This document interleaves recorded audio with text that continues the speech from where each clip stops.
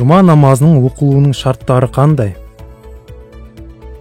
Ислам ғұламалары мен фиқ мамандары жұма намазының парыз болуы немесе бір адамның осы намазға қатысу үшін қажетті шарттардың болу керек екендігіне бір ауыздан үкім берген.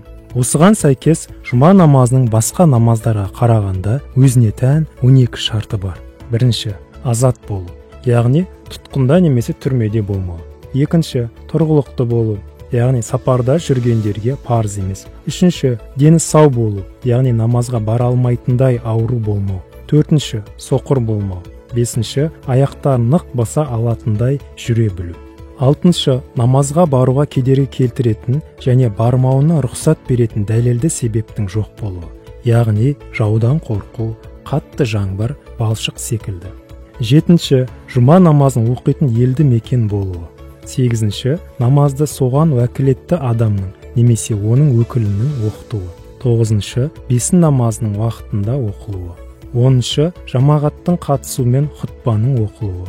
11-ші, имамнан басқа кемінде 3 адам болуы. 12-ші, жұма намазы оқылатын орынның бәріне ашық болуы.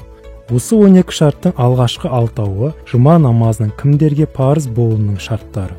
Ал қалған 6-ы да жұма намазының оқылуына қажетті шарттары болып келеді. Егер жоғарыда аталған шарттардың бірі орын алған жағдайда кісінің мойнынан жұманың парызы түседі және де жұма намазының оқытылуы да дұрыс болмайды.